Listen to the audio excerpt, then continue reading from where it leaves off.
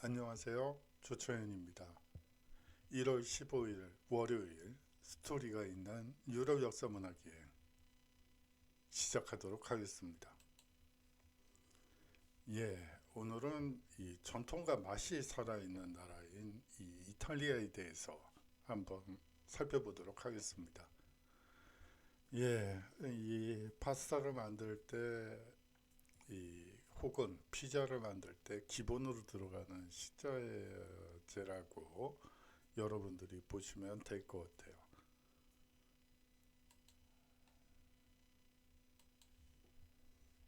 오늘 강의는요, 먼저 이 이탈리아를 전체적으로 한번 살펴보고요. 그 다음에 지리와 기후, 그리고 주요 역사 유적들, 그리고 문화를 살펴보도록 하겠습니다. 콜로세움 경기장이 보이네요. 이게 사실은 콘크리트로 만든 건물이라는 거 혹시 아시나요? 뭐 이집트의 피라미드, 뭐 이 콜로세움, 뭐 이러한 뭐 그리스의 신전들 이 대부분이 전부 콘크리트로 만든 겁니다. 사실 콘크리트 그리고 철 이러한 것들은 인류 역사가 뭐 물론 철기 문명이 시작된 이후부터라고 뭐 얘기할 수도 있겠지만 콘크리트는 뭐 또 그 이전인 청동기 시대부터 사용된 거긴 하지만 아주 초기부터 인류가 활용한 이 건축 방식이라고 볼 수가 있죠. 그런데 이게 원래는 따로 놀고 있다가 이제 19세기에 들어와서 철과 콘크리트가 한 몸이 돼 버려요. 그렇게 되면서 이 고층 건물 건축이 가능해졌죠. 2000년 이상 따로따로 살았던 이 철근과 콘크리트라는 친구들을 한데 묶어 놓으니까 뭐 지금의 이 그야말로 엄청난 높이의 이 빌딩들로 이 진화되게 되죠. 여러분들 일상생활에서 뭐 이것과 저것 뭐 그게 뭔지는 모르겠어요. 여러분들이 한번 저것과 저거를 합치면 보다 더 나은 거 아닐까? 인류 문명을 위해서 낫지 않을까? 뭐 이런 생각이 드실 수도 있을 것 같습니다. 이 콘크리트를 보면서 이 콘크리트라는 거는 사실은 이 건축물 사이에 이 소위 말하는 이 뭐라 그러죠? 이 붙이는 접착제 생각이 안 났네요. 이 접착제를 얘기하는 거예요. 그래서 뭐 예를 들어 우리나라 목조 건축에서 석회를 많이 이용하죠. 그것도 콘크리트라기보다는 접착제, 오히려 시멘트에 가깝다고 얘기할 수가 있죠. 옆으로 약간 좀 샜네요. 오늘 학습은 이 반도 국가들의 공통점을 한번 살펴보고요. 이 지방 문화가 발달한 이유에 대해서도 한번 살펴보도록 하겠습니다. 그리고 아울러서 지방색이 강한 이탈리아 이렇게 보도록 하죠. 여기 피사의 사탑이 있군요. 이거는 원래부터 기울어진가요? 아니 진 건가요? 아니면 지진 때문에 이렇게 기울어진 걸까요? 예, 그 이유에 대해서는 이 수업이 끝나갈 무렵에 한번 말씀을 드리도록 하겠습니다. 이탈리아로 한번 가보죠. 여기 이탈리아 지도를 한번 가지고 와봤습니다. 여기가 죄송합니다. 로마고요. 여기가 나폴리라고 보시면 되고 여기가 시칠리아 섬이라고 보시면 됩니다. 여기 사르디냐 섬이 있는데 이 사르디냐 섬은 이 통일의 주축이죠. 이 사르디냐 왕국에서부터 이 1860년대 이 왕국을 중심으로 해서 통일을 이루게 됩니다. 아까 말씀드렸던 피사의 사탑에 있었던 여기는 피사가 여기에 있고요. 여기가 제노바, 여기가 베네치아죠. 이 제노바와 베네치아는 이쪽에 있는 이쪽 아래쪽이군요. 이 콘스탄티노플과 이제 교역을 하면서 이 중세에서 가장 번영한 도시들 중에 이 쌍벽을 이 겨누는 거라고 볼 수가 있습니다. 이쪽 지대, 이 북부 지방은 사실은 이제 알프스 지역이기 때문에 이 지대가 높죠. 이 아래로 내려갈수록 이 고도가 낮아지는 특징을 갖는다고 볼 수가 있고요. 여러분들 아실 것 같은데 이 루비콘 강이라는 게 이쪽에 있어요. 저번 시간에 말씀을 드렸습니다만 이 이탈리아인들은 로마인들은 이 루비콘강 이북에서 알프스 이남 지역을 사실상 갈리아라고, 다시 말하면 야만인이라고 불렀었죠. 뭐 저번 시간에도 말씀을 드렸습니다만 이제 이탈리아 반도를 통일한 로마가 이제 알프스 산맥을 넘어 서쪽을 바라봤죠. 그랬더니 야만인들이 또 있더라고요. 그리고 언어도 다른 뭐 그냥 말 타고 돌아다니는 이상한 애들들이 뭐 웅얼웅얼거리고 알아듣지도 못하는 말을 사용한다. 뭐 그래서 바르바르, 이 바르바르라는 것은 웅얼웅얼, 뭐라는 거야? 뭐 이런 뜻이라고 여러분들이 보시면 될 것 같아요. 이제 그 사람들을 이제 갈리아라고, 너 알잖아, 갈리아 야만인들, 걔네들이 저기에도 있더라, 뭐 이런 식으로 얘기가 됐다고 보시면 되고요.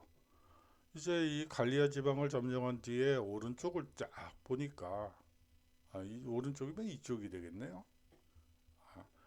예, 뭐 그쪽을 딱 보니까 아이고야, 뭐 또 이상한 사람들이 말 타고 돌아다니면서 웅얼웅얼 바르바르 뭐 이러고 있는데 뭐 도통 갈리아족 그 통역사를 붙여놔도 뭐 갈리아 사람들도 무슨 말인지 못 알아듣고 저 뭐지?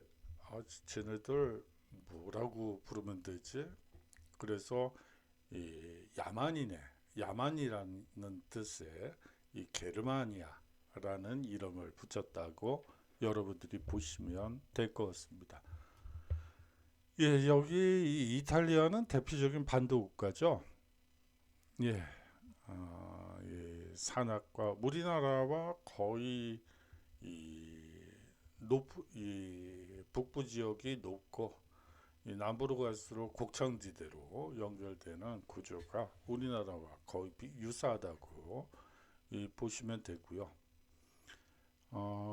이쪽 그 바닷가와 이쪽 산맥 쪽, 알프스 산맥 쪽은 이 사실상 요리가 다르죠. 뭐 예를 들어 피자, 파스타, 뭐 모양은 똑같은데 들어가는 재료가 이 바닷가이면 이 생선 혹은 이 홍합 뭐 이런 것들이 들어가고요. 이 알프스 산맥 쪽 북부 지역을 가게 되면 뭐 피자나 파스타인데 뭐 버섯이라든지 아니면 낙농업을 하기 때문에 뭐 치즈라든지 이러한 것들이 이제 많이 들어가게 됩니다. 뭐 나폴리에서 가장 인상적이었던 것이 멸치 피자였던 것 같아요. 아주 찝찝한 것이 뭐 우리나라 생각도 나게 만드는 정도로 맛있게 먹었던 기억이 나네요. 예, 뭐 그 정도로 얘기를 하면 될 것 같습니다. 다시 말하면 피자나 파스타는 이 모양과 형태는 똑같지만 이 토핑이 달라지는데 그 달라지는 이유가 이 산지냐 바다냐 평야지대냐에 따라 이게 달라진다고 여러분들이 생각하시면 됩니다. 이 이탈리아는 유럽 중남부에 위치하고요. 이 북쪽으로는 프랑스, 스위스, 이 오스트리아, 슬로베니아와 이웃하고 있습니다. 1861년 이탈리아로 통일되기 전까지 오랜 시간 동안 각각의 도시는 저마다 독특한 문화와 예술을 꽃피우며 발전했다고 보시면 됩니다. 예, 이탈리아가 통일을 이룬 것은 1861년이고요. 이제 완전한 통일, 예를 들어 베네치아와 로마를 점령하게 되는 것은 1870년이거든요. 그래서 이탈리아 통일을 1860년대로 보는 사람도 있고요. 또 70년대로 보는 사람들도 있습니다. 이제 베네치아와 로마를 어느 정도로 중요시 여기느냐, 거기에 따라서 기준점이 달라진다고 볼 수가 있죠. 그 이전 시기에 1861년 이전엔 이탈리아라는 말 자체가 존재하지 않았습니다. 예를 들어서 1800년대, 1700년대 사람들을 이탈리아 사람들에게 당신 이탈리아 사람이죠? 라고 얘기를 하면 이탈리아라는 곳도 있나요? 이렇게 물어볼 거예요. 그 사람들은 나는 베네치아 사람이야. 난 로마 사람이야. 나는 피사 사람이라고. 나는 제노바 출신이야.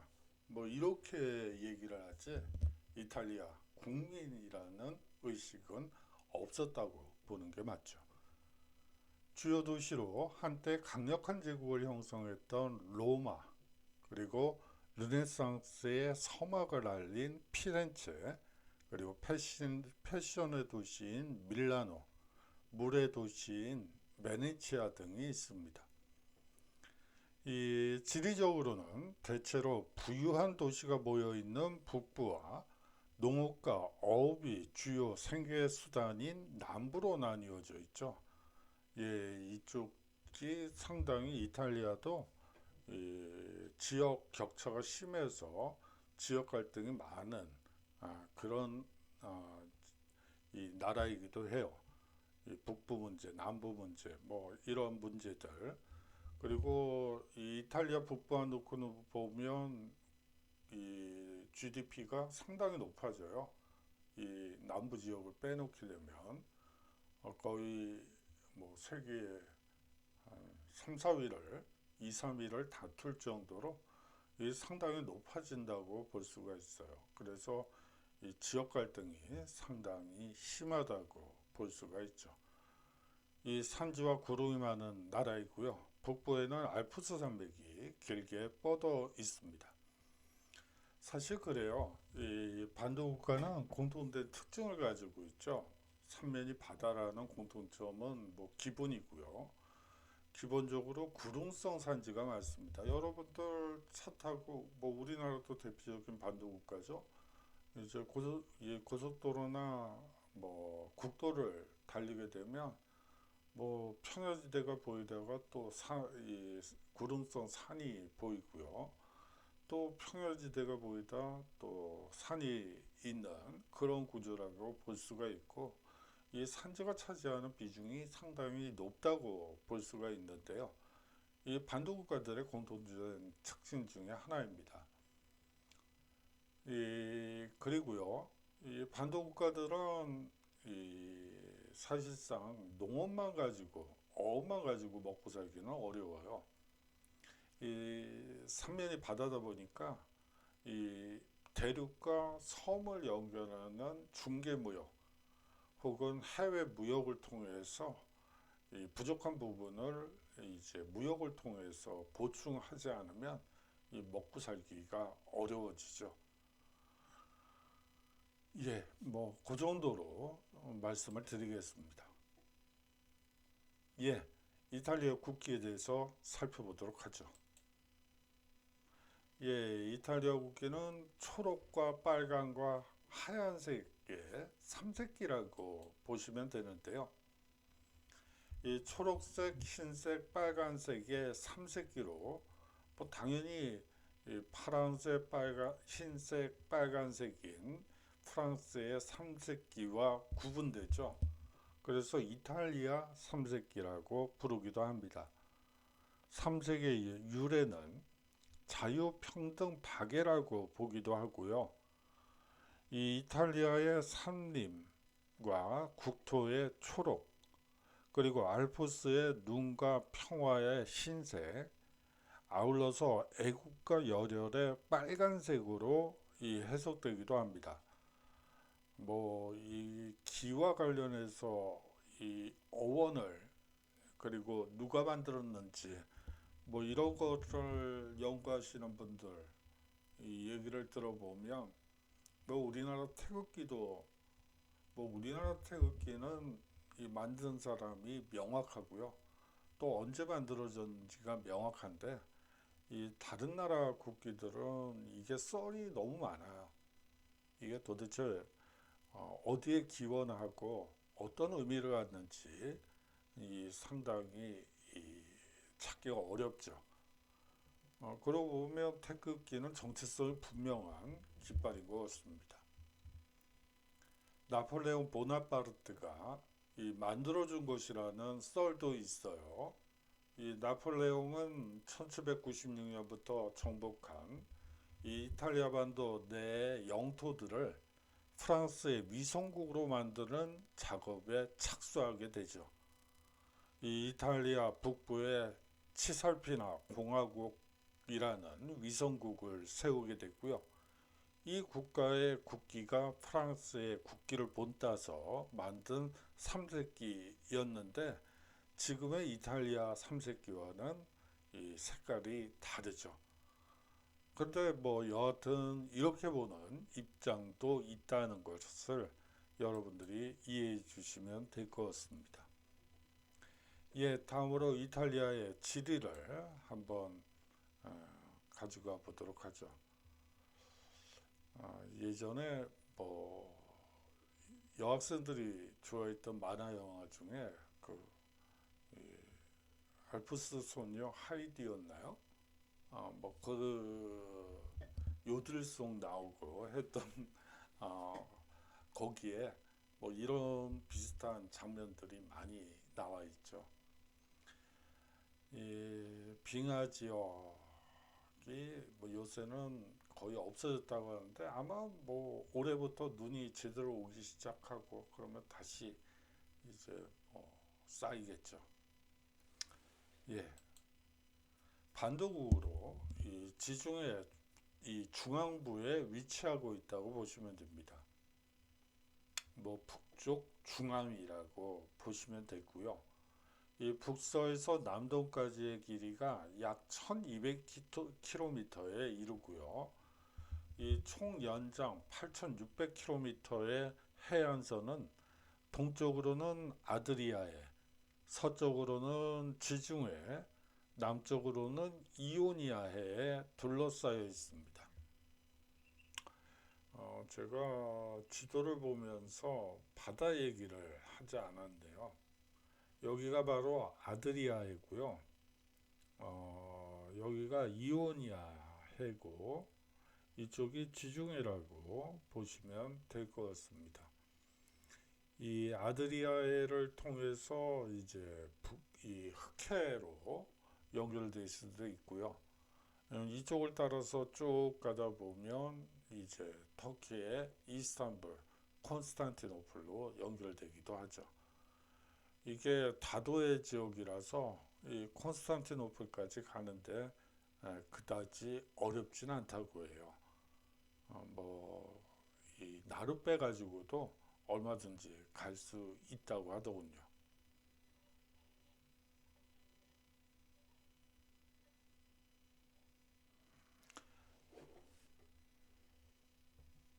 이탈리아 반도는요, 이 이탈리아, 이베리아, 죄송합니다. 이베리아 반도, 발칸 반도와 함께 이 남유럽의 3대 반도에 포함된다고 보시면 될 것 같아요.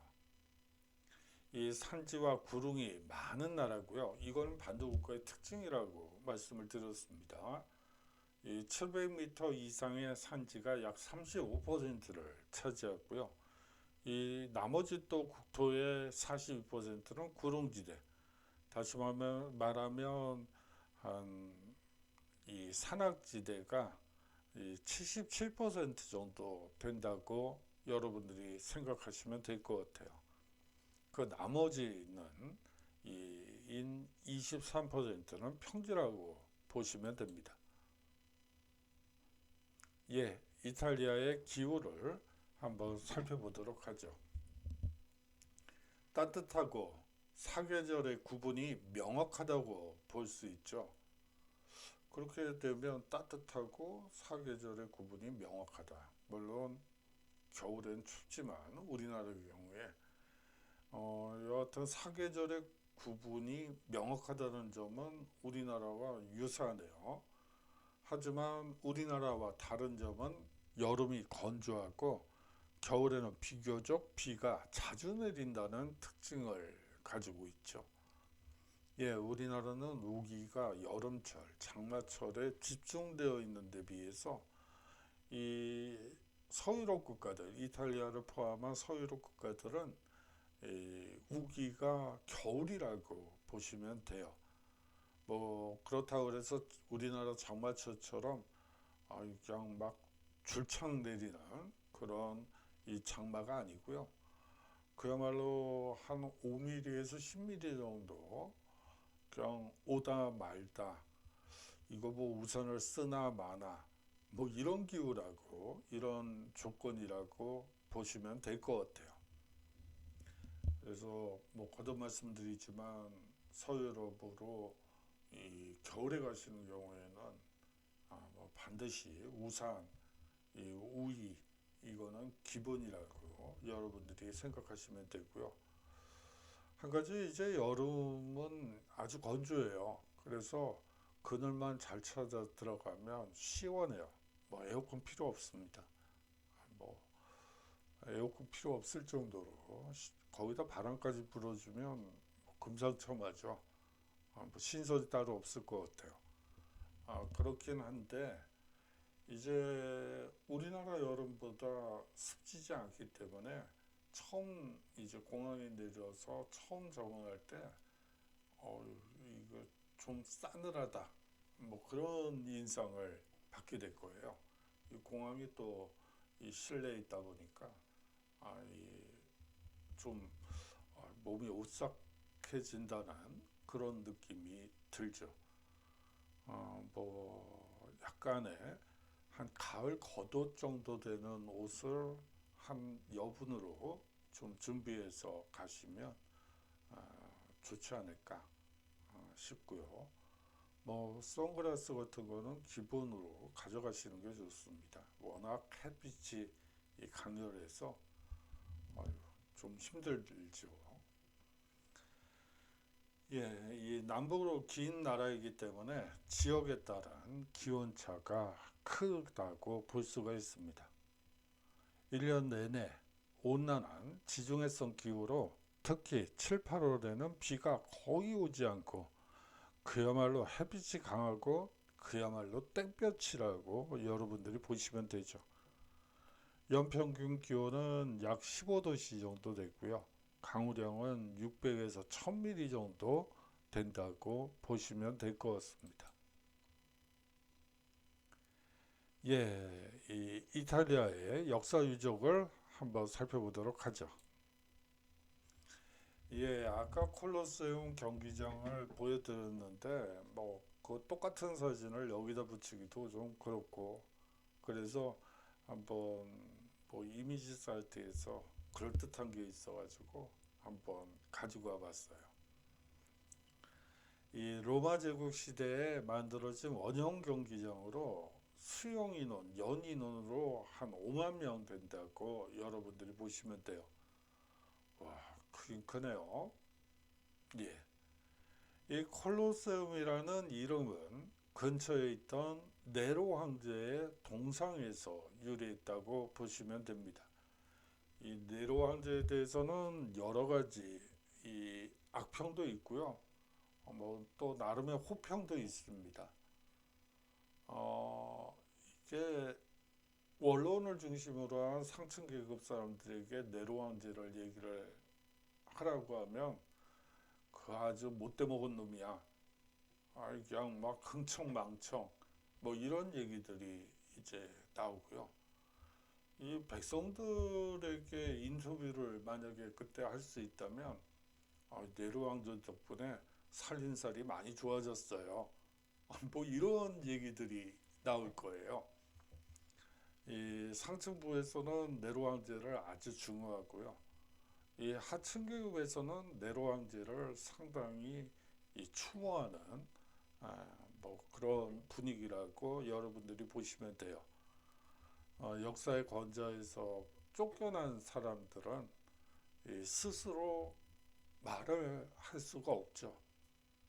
이 상층 계급에 속하는 사람들이 그 사람을 이 패배자들을 이제 낙인을 찍어서 이제 석대화 시키듯이 고정관념을 만들어낸다고 보고요.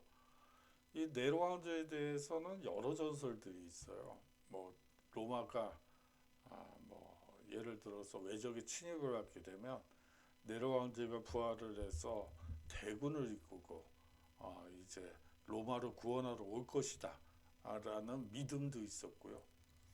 뭐 심지어는 네로 황제의 이 묘에는 묘는 아닌데 여하튼 우리식으로 얘기하면 묘가 되겠죠.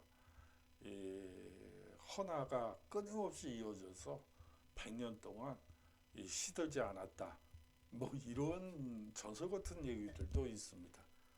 아주 극과 극을 달리는 이 평가에 있어서 극과 극인 이 대표적인 사람이 네로 황제죠. 이 네로 황제는요, 사실은 또 올림픽 금메달리스트이기도 해요. 예, 뭐 고대 올림픽에서는 이 스포츠 종목뿐만이 아니고 시, 뭐 연주, 뭐 이런 것도 종목에 들어갔었어요. 그래서 네로 황제는 이 비파 분야 뭐를 비롯해서 아주 많은 메달을 따게 되죠. 아마 다관왕 1위걸요. 그런 걸로 알고 있습니다. 뭐 이 스포츠 종목에도 한번 출전을 한 적이 있었는데 이 이두마차 두 마리 말이 모는 마차 경주대회에 참가하게 되죠. 근데 네로 황제는 다섯 마리가 모는 마차를 타고 출전을 했고요. 근데 시작하자마자 말이 이 마차가 뒤집어져요. 그래서 결승선도 통과를 못하죠. 그런데도 불구하고 네로 황제는 그 종목의 금메달 리스트로 지금도 기억되고 있습니다. 예, 네로 황제와 관련해서는 참 많은 얘기들을 할 수가 있죠. 그런데 뭐 너무 좀 그럴 것 같아서 이 정도에서 멈추고요. 이 콜로세움에서는 주로 검투사들의 이 결투가 이루어졌고요. 이 모의 해전 그리고 동물 사냥, 신화의 재현 등 다양한 행사가 펼쳐지게 됩니다. 예, 이거는 판테온의 모습인데요. 뭐 우리말로 한다면 만신전.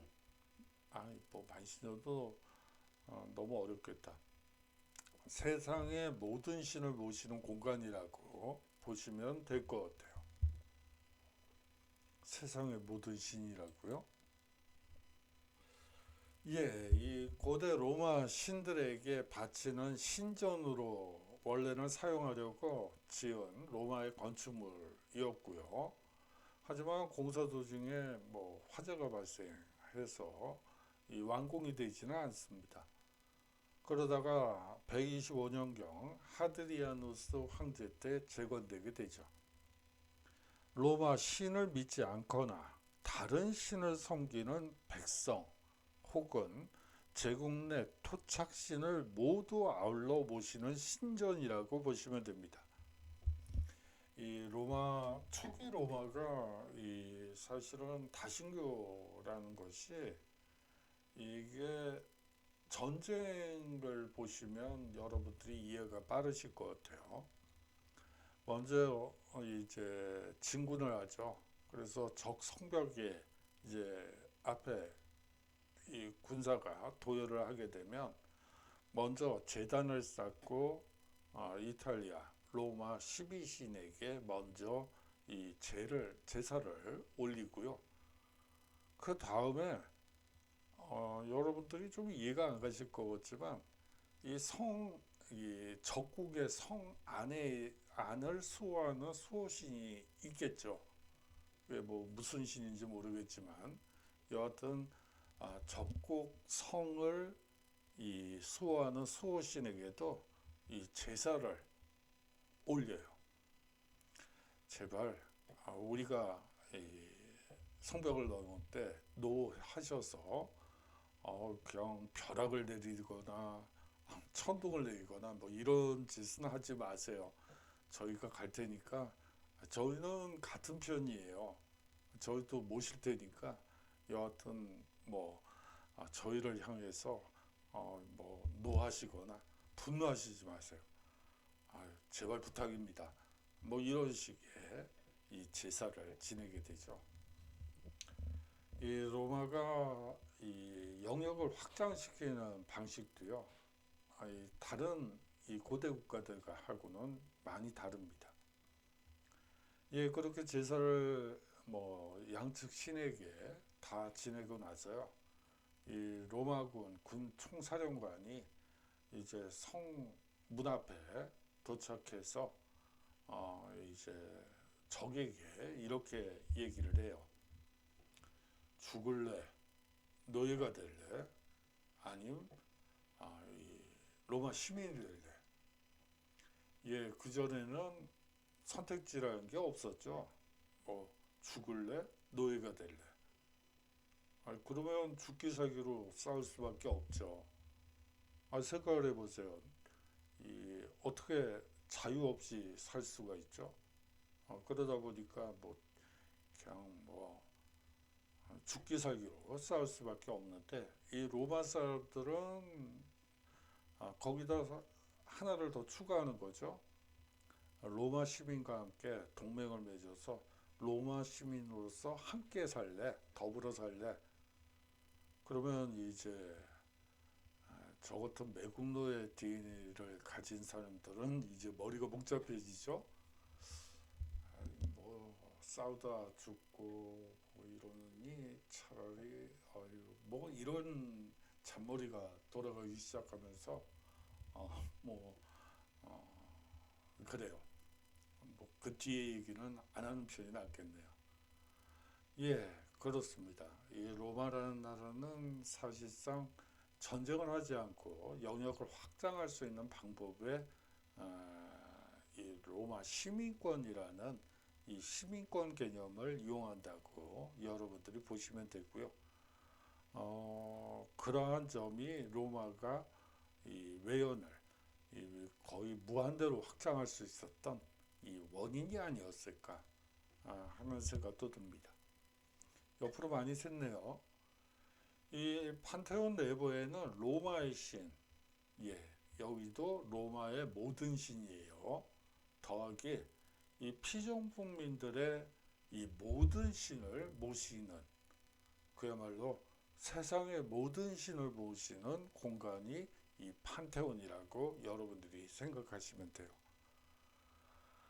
피정복민을 자연스럽게 로마 제국 내로 흡수하기 위한 장치라고 보시면 되고요. 원래 로마는 다신교였기 때문에 이러한 것도 만신전도 가능했다고 볼 수가 있겠죠. 예, 피사의 탑에 대해서 한번 살펴보도록 하죠. 뭐 아까 초반부에 말씀드렸던 것처럼 이게 원래부터 이렇게 기울어졌을까요? 아니면 뭐 지진이나 뭐 외적의 진입 뭐 이런 것 때문에 기울어진 걸까요? 이탈리아 토스카나 주 피사시의 이 피사 대성당에 딸린 부속 건물이 피사의 탑이라고 여러분들이 생각하시면 됩니다. 죄송합니다. 이 높이 55m의 종탑이고요. 이 피사공화국은 유서 깊은 중세 도시이기도 합니다. 어, 이게 공화국이라는 게 왕이 없고 시민들이 투표를 통해서 이 시장을 뽑는 이 공화국이잖아요. 사실은 중세시대에 투표가 있었느냐 없었느냐라고 한다면 일부 지역에서는 투표를 하고요.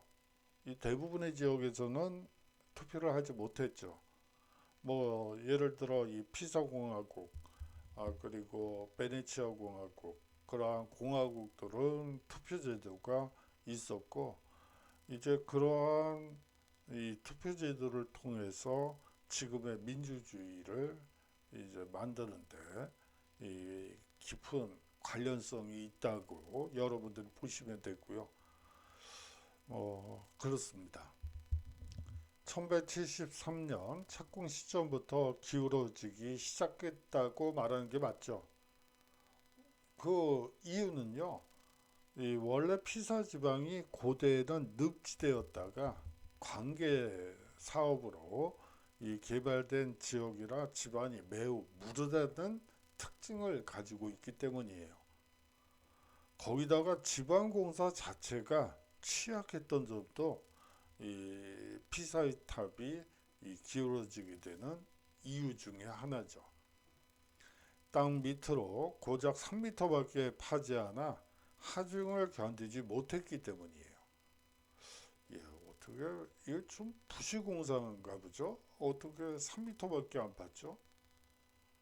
예, 이거 뭐 이거 거기 뭐죠? 검사 들어가면 감사 들어가면 아마 우리나라 같았으면 난리가 날 것 같은데요.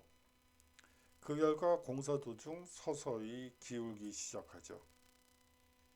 이를 고려하여 하며 탑을 쌓다 보니 1372년에야 완공되고요. 이 200년 가까운 시간이 소요됐다고 보시면 됩니다. 공사 중에 기울어지자 그 위층은 그 기울어진 각도를 반영해서 수직으로 탑을 쌓고요. 또 기울어지다 보니까 그 위층을 다시 한번 수직으로 탑을 세운 것이라고 여러분들이 생각하시면 되죠. 이 갈릴레오 갈릴레이가 물체가 무게에 상관없이 같은 속도로 등속도로 탑에서 떨어지는 것을 증명하기 위해 납과 나무로 된 공을 떨어뜨리는 실험을 한 것으로도 이 피사의 탑은 유명합니다.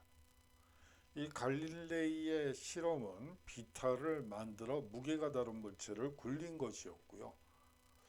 이 갈릴레이 얘기가 나왔으니까 말씀을 드리겠는데 이 갈릴레이라는 사람이 정말 대단한 것이 이 지동설이잖아요. 그 이전에 코페르니쿠스부터 케플러까지 이 모든 학자들은 이 공식을 수학 공식을 활용해서 아니 뭐 이렇게 지동설로 보는 게 자연현상, 우주현상을 더 잘 설명하는 거 아닐까? 뭐 이 정도 수준이었다고 여러분들이 생각하시면 돼요. 근데 이 갈릴레이는 직접 뭐 자신이 만든 망원경은 아니지만 이 망원경, 천체 관측 망원경 배율 몇 대일까요? 예, 9배짜리. 배율 9배면 요새 어린애들 장난감으로 가지고 노는 천체 망원경 보다 한참 미치죠. 뭐 돋보기보다 약간 나은 그런 어떻게 보면 저게 천분 망원경인가? 할 수 있는 9배율이면 뭐 9배 크게 보인다는 얘기인데, 아유, 그걸 가지고 이제 관측을 통해서 이제 달에 이 목성에 위성이 있다는 사실, 그리고 태양에 흑점이 있다는 점, 뭐 우리가 상식적으로 알고 있는 그러한 것들을 모두 이 관측을 통해서 이 입증해서 이제 지동설이 아니라 당연한 것으로 지구는 돌고 태양 주위를 돌고 있다는 것을 이 관측을 통해서 입증하고 설명했던 사람이라고 보시면 됩니다. 정말 대단한 분이죠. 예, 전통 음식을 한번 살펴보도록 하죠. 이탈리아는 각 지방마다 독특한 음식 문화가 존재한다고 볼 수 있는데요. 밀라노, 베네치아를 중심으로 하는 북부 지방은요, 이 쌀 생산량이 많고 치즈와 버터 등 유제품이 풍부해서 리소트 등의 요리가 발달했다고 보시면 됩니다. 아울러서 이 뭐죠? 그 피자나 파스타, 왜 그게 생각이 안 났지? 아, 이상해지네요. 그것에 올라가는 토핑도 이쪽에서 이 임산업이 발달했기 때문에 이 버섯부터 시작해서 치즈, 버터 등이 그리고 산에서 채취하는 그러한 것들이 올라간다고 보시면 되고요. 이 나폴리 시칠리아 섬을 포함하는 남부지방은요, 해산물이 풍부하고 올리브, 토마토도 생산량이 많아서 이를 이용한 요리가 발달했다고 보시면 됩니다. 예, 치즈와 파스타 기본 요리는 같고요. 이제 토핑이 달라진다고 보시면 되고, 뭐 버섯과 쌍을 맞추는 것이 올리브, 토마토가 되겠고요. 이제 치즈와 버터와 짝을 이루는 것이 해산물이라고 보시면 됩니다. 뭐 아까 잠시 말씀드렸습니다만 이 멸치 피자를 한번 맛본 적이 있었는데 아주 감칠맛도 나고 우리가 먹었던 멸치랑 똑같은 맛이 나서 아주 재밌게 맛있게 먹었던 기억이 나네요. 다음으로 피자를 한번 살펴보도록 하죠. 이 피자의 유래에 대해서는 여러 가지 또 썰이 있어요. 그 중에 나폴리에서 발효시킨 이 밀가루 반죽을 구운 납작한 빵에 모짜렐라 치즈, 토마토 소스 등을 얹어 먹기 시작한 것이 일반적이라고 보시면 되죠. 대중적인 이 마르게리타 피자는 나폴리의 어느 피자 가게 주인이 이 이탈리아를 통일시켰던 이 움베르토 1세의 왕비인 마르게리타를 위해 바질 그리고 토마토 소스, 모짜렐라 치즈를 얹어서 이탈리아 국기를 상징하여 만든 피자를 만든 것에서 비롯됐다고 합니다. 이탈리아에서는요, 이 마르게리타 피자를 잘 만드는 집이 진짜 피자를 잘 굽는 집으로 이 입소문이 나게 마련입니다. 예, 다음으로 파스타 요리를 한번 보도록 하죠. 이 밀가루 반죽을 보기 좋고 먹기도 좋게 만들어 놓은 것, 모든 것이, 세상의 모든 것이 파스타라고 보시면 됩니다. 이 첨가하는 재료와 모양에 따라서요, 이 이름도 각양각색이고요. 그 종류만 또 600여 종, 이 마을마다, 고장마다 하나씩 있다고 보시면 됩니다. 이 각각의 파스타에는 잘 어울리는 소스도 다르다고 해요. 이 면과 소스가 잘 어우러져야 최상의 파스타 요리가 완성된다고 보고요. 이 이탈리아 파스타 전문점에서는 면과 소스를 이 취향대로 선택할 수도 있습니다. 이 대중적인 파스타로는 이 가는 국수 모양의 스파게티, 이 스파게티는 뭐, 우리식으로 가는 국수는 아니고요. 뭐 그런데 뭐 설명하기 좋게 이렇게 한번 붙여봤고요. 이 폭이 무척 넓고 납작한 모양의 라자냐, 그리고 약간 휘어진 짧은 원통 모양의 마카로니, 그리고 우리의 만두와 비슷한 이 모양의 이 하비올리가 있습니다. 예, 스파게티, 라자냐, 그리고 마카로니, 이게 뭐였죠? 하비올리.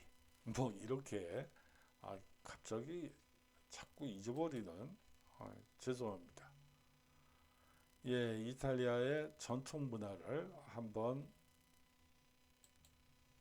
살펴보도록 하겠습니다. 이 로마 시대에 강력한 대제국을 형성했기 때문에 현재까지도 전해지는 전통 문화가 많다고 볼 수가 있고요. 이 이탈리아 민요인 깐조네부터 이탈리아를 대표하는 건축 양식의 일종인 이 팔라초까지 아주 다양하다고 볼 수 있고요. 또 이 광장 문화를 상징하는 것에 이 이탈리아어로 이 광장을 포rum이라고 합니다. 그리고 이탈리아 곳곳에 로마 제국의 흔적이 남아 있죠. 예, 먼저 칸초네부터 보시는데 사실 우리나라에도 1960년대, 70년대 이 칸초네 중에 번안돼서 우리나라에 소개된 노래들이 제법 많습니다. 60, 70년대에 그러니까 여러분들 할머니 세대들이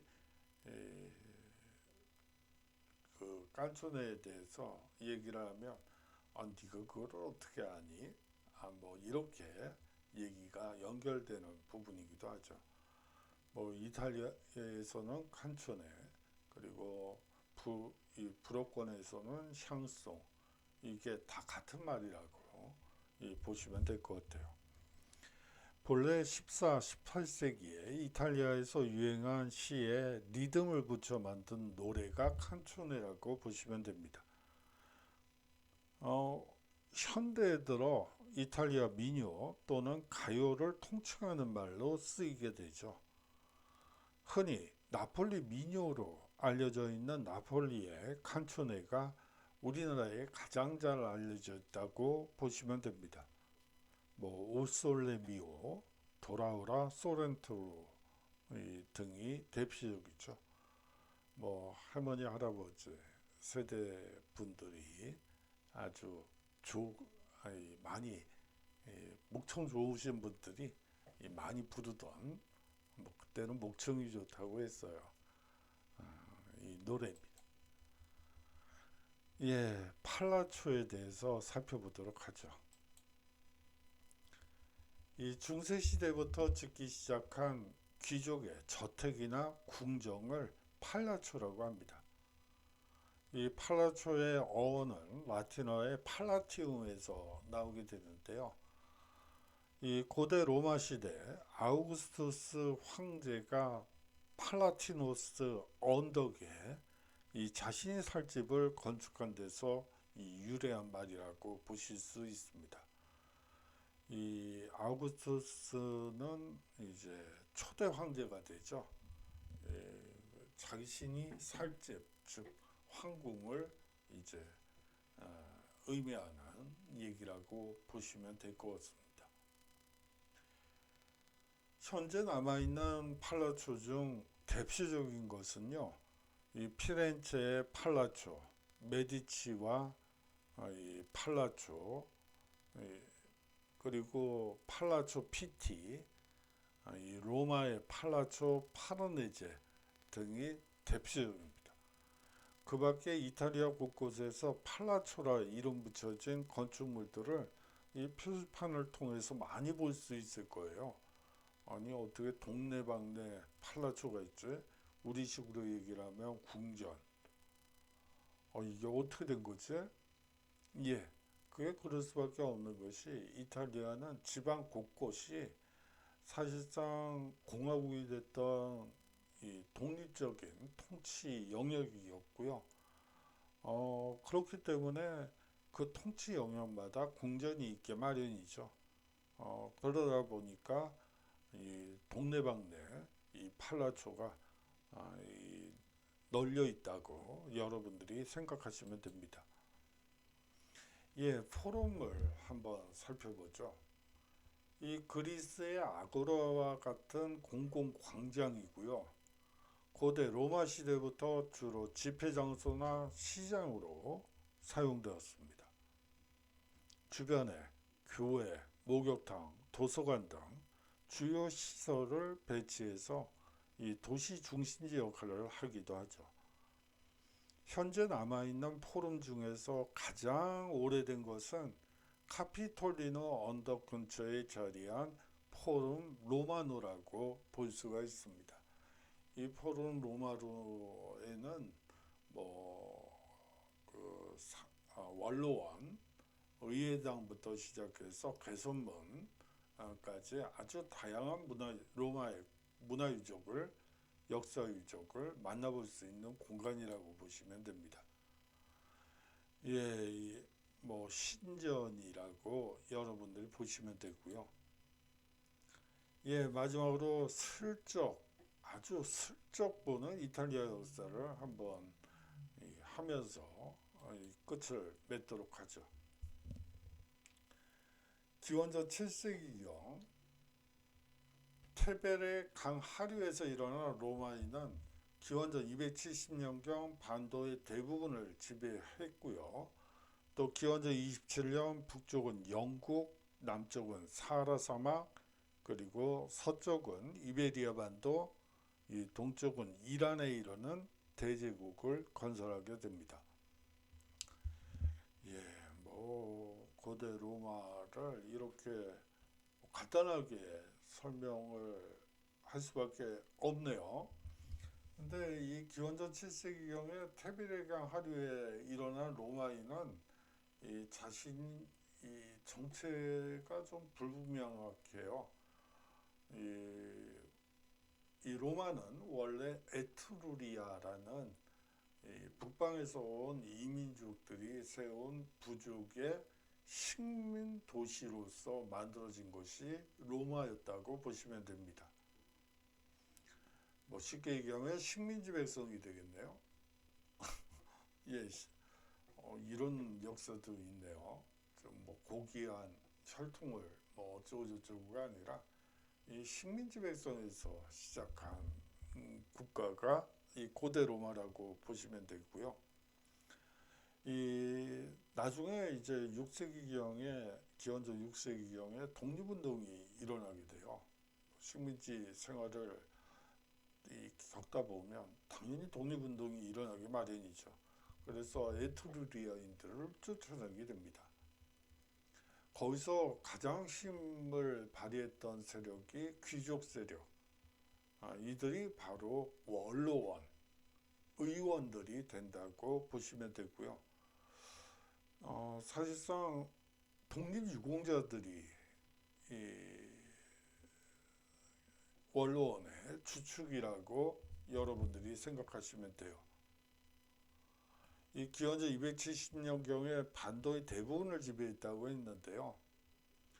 요 바로 얼마 전에 213년인가 그 무렵에 이 갈리아인들의 침공을 받기도 합니다.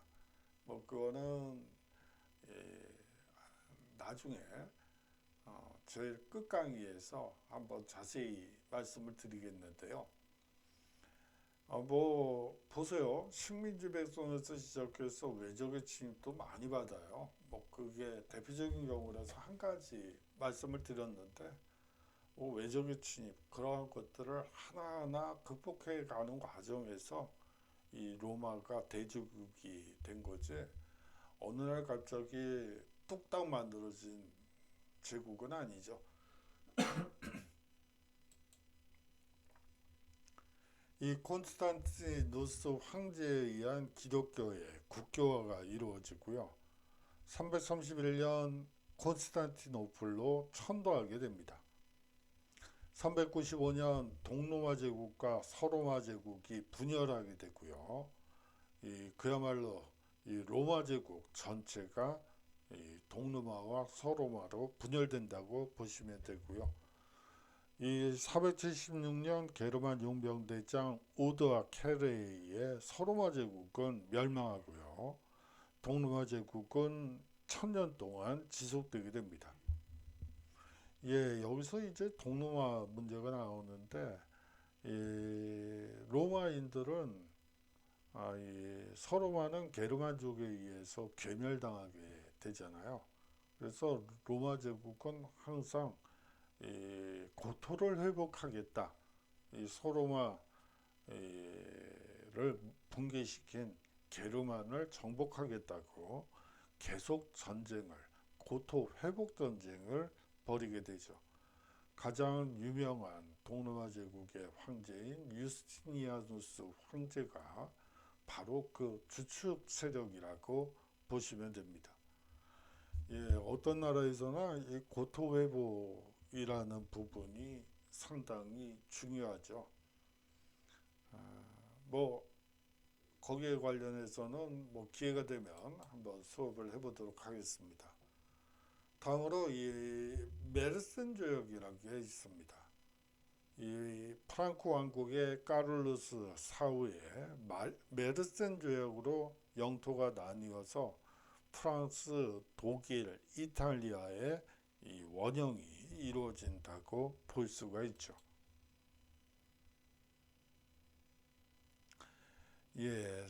샤르마뉴 대제의 즉위식의 모습이에요. 이 교황이 황제관을 직접 씌워주는 모습이죠. 뭐 나폴레옹 영화에서는 뭐 스스로 황제관을 쓰는 모습이 나오던데요. 이게 원래는 왕위 즉위식은 교황이나 주교가 이 황제나 이 왕관을 씌워주는 형태라고 볼 수가 있어요. 이게 사실은 이 왕위직이식이 있을 때 어떤 질병을 걸린 사람이 처음 이제 황제 즉위에 오른 왕의 지위에 오른 사람의 손을 맞게 되면 이 병이 깨끗이 낫는다는 전설 같은 얘기들도 있죠.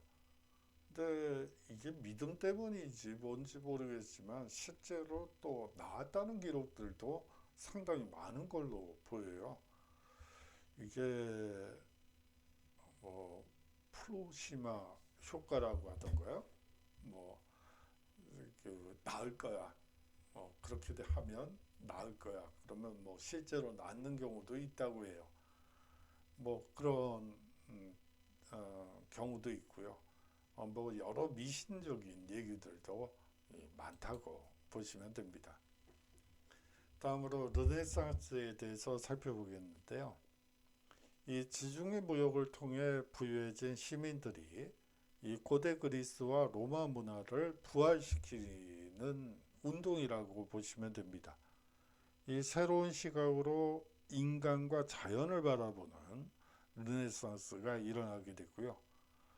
이 피렌체의 메디치 가문과 이 교황의 후원으로 이 예술가들은 마음껏 기량을 펼치게 되죠.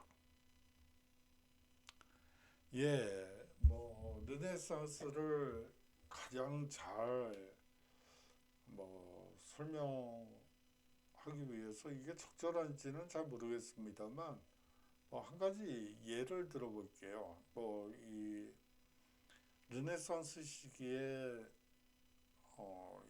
이 이탈리아는 물론 공화국 체제인 경우에는 평등하지만 또 신분제 이 왕이 있는 곳은 이 신분제가 여전히 존속한다고 볼 수가 있어요. 이제 해외 무역을 통해서 부를 얻게 된 이 시민 계층이 나타나게 되면서 이 신분제에 대해서 불만을 가질 수밖에 없죠. 뭐 먹는 것부터 입는 것까지 뭐 자는 곳까지 이 신분에 따라 다 정해져 있죠. 뭐 여러분들 가정 가사 시간에 뭐 오초 반상 뭐 집의 크기 뭐 이런 거 배우셨을 것으로 짐작을 하는데요. 그것과 똑같다고 보시면 됩니다.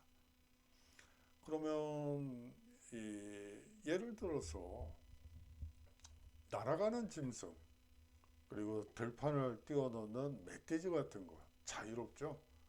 이러한 동물을 사냥을 했어요. 아니면 눈이 많이 와가지고 눈에 갇혀서 쉽게 잡았어요. 그러면 평민들이 먹을 수 있을까요? 아니요. 그거는 귀족들이나 먹을 수 있는 거죠. 자유로운 신분들이나 먹는 거지.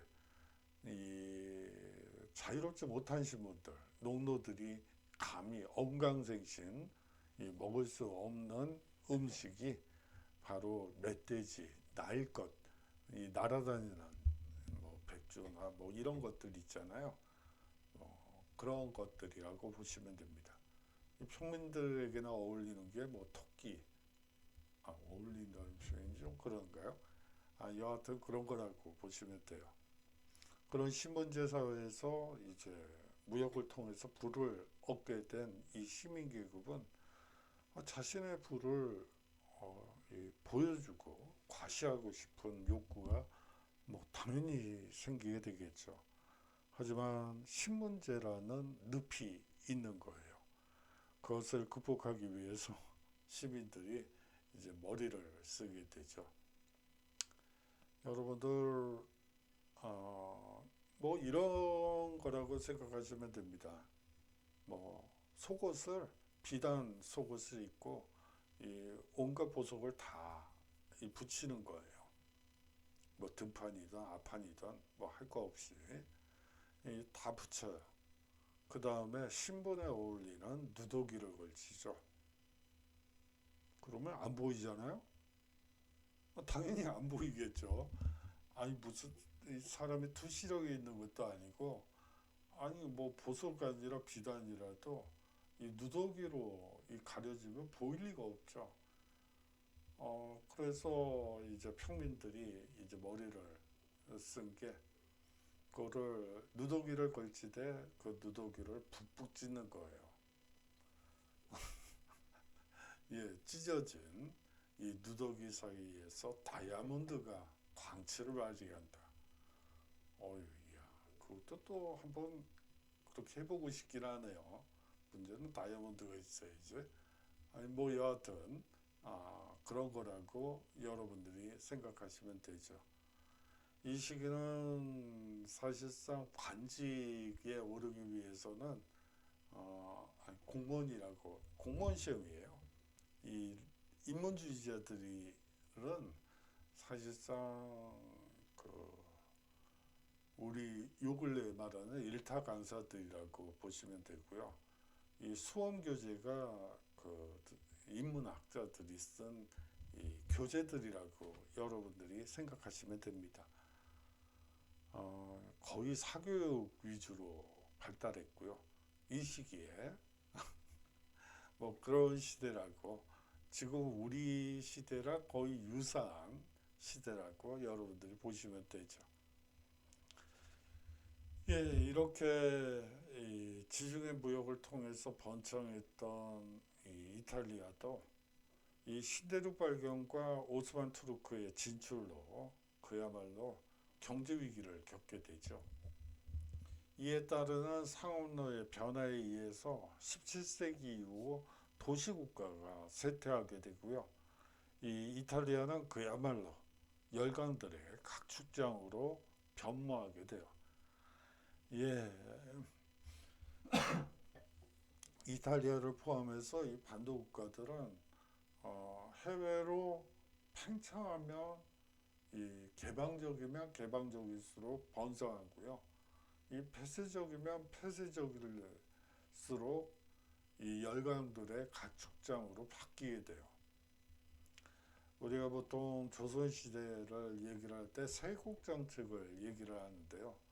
이 반도 국가들이 피해야지 되는 외교 정책 중에 하나가 그 세국정책이라고 보시면 되죠. 그래가지고는 열강들의 가축장 이상도 이하도 될 수밖에 없어요. 예, 오스만 투르크의 술탄이 이 콘스탄티노플을 이 성문 안으로 들어가기 전에 포즈를 취해서 이 승전을 알리는 모습입니다. 아울러서 합스부르크 왕가의 지배도 있게 되죠. 유럽에 전쟁이 발발할 때마다 이탈리아 각지는 강한 나라들의 희생양이 되어 지배자가 계속 바뀌게 되죠. 예, 거듭 말씀드리지만 이 폐쇄적인 정책을 썼을 때 이 반도 국가들이 필연적으로 겪게 되는 이 것이라고 보시면 됩니다. 이탈리아 통일을 한번 보도록 하죠. 분열된 이탈리아의 18세기 말 프랑스 혁명이 전파되고 통일을 위한 움직임이 시작된다고 볼 수가 있습니다. 1861년 비토리오 에마누엘레 2세를 국왕으로 한 이탈리아 왕국이 수립되고요. 이 수도는 처음에는 토리노였다가 이후에 피렌체로 옮겨졌다가 이 1870년 로마 점령에 이어 이 1871년 로마로 수도를 정하게 됩니다. 원래 이 로마는 이 1870년 이전에는 교황령이 있었죠. 그렇기 때문에 이 수도를 로마로 하고 싶지만 그렇게 할 수가 없었던 거죠. 그러다가 이제 1870년에 로마를 점령하게 되면서 그렇게 로마를 수도로 삼았다고 보시면 됩니다. 예, 무솔리니와 이 제2차 세계대전의 패배를 살펴보겠는데요. 이 제1차 세계대전의 연합구축에 이 가담해서 전승국이 된 이탈리아는 제1차 세계대전 후의 불황으로 이 혼란에 빠지게 됩니다. 예, 이탈리아는 전승국이었어요. 제1차 세계대전 당시에 전승국이었는데 반대급부가 전혀 없었죠. 뭐 영국, 프랑스가 뭐 양보를 해야죠. 아니, 전승국이랍시고 전리품도 좀 주고 나눠주고 그래야지 되는데 아니, 영국, 프랑스는 그냥 지네들 것만 지키느라고 정신이 없고 뭐 나눠주질 않아요. 아니, 뭐 저런 경우가 다 있지? 뭐 형제들끼리 싸움하는 것도 아니고 이제 그렇게 되게 됩니다. 1929년 전국의 혼란을 틈타 이 각지의 파시스트들이 이 무혈 쿠데타에 성공해서 무솔리니 정권이 탄생하게 되죠. 1929년 세계공황에 대처해서 무솔리니는 파산임박 산업과 은행에 정부 자본을 투입하는 한편 독재 체제를 강화하며 동지중해와 북아프리카에 대한 식민지 쟁탈전에 나서게 됩니다. 예, 아까도 말씀드렸지만 전승국이라고 하지만 이 떡고물이 하나도 안 들어왔어요. 그러다 보니까 백성들, 이탈리아 국민들은 열받았죠. 이 무솔리니는 이렇게 해외 식민지 개척을 통해서 이 국민들을 하나로 모았죠. 그것이 뭐 좋은 일은 아니죠. 정말 나쁜 일이죠. 네. 여하튼 이렇게 국민들이 열광하는 경우에 뭐 사실은 좀 냉정하게 그 사태를 분석할 필요가 있죠. 뭐 사실상 체제 유지를 위해서 식민지 렌탈전에 참가했다. 뭐 그 정도로밖에 비치지 않는 것임에도 불구하고 이 국민들에게 상당한 희망을 부여했다고 뭐 보는 게 맞겠죠. 1936년 에티오피아를 병합하게 되고요.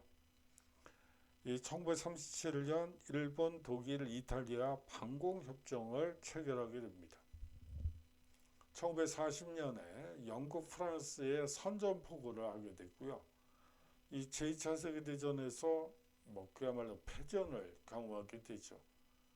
국내에서는 파시스트와 주둔 독일군에 대한 레지스탕스 운동이 격화되게 됩니다. 1943년 7월 결국 무솔리니 정권이 붕괴되게 되고요. 이 제2차 세계대전 후 레지스탕스 운동을 주도한 기독교민주당, 공산당, 사회당을 주축으로 해서 이 정치가 뭐 나름 안정됐다고 볼 수가 있습니다. 예, 이탈리아의 다양한 문화가 살아 숨쉬며 공존하는 이유에 대해서 한번 여러분들이 생각해 보시면 어떨까 하는 생각이 드네요. 뭐 사실은 1861년 이전 시기에 뭐 지방마다 국가가 있었다고 보시면 되고요. 그렇기 때문에 문화가 다양할 수밖에 없죠. 뭐 그런 맥락에서 생각해 보시면 어떨까 합니다. 예, 장시간 동안 수업 들어주셔서 감사하고요. 내일 또 다른 주제로 인사드리도록 하겠습니다. 안녕히 계십시오.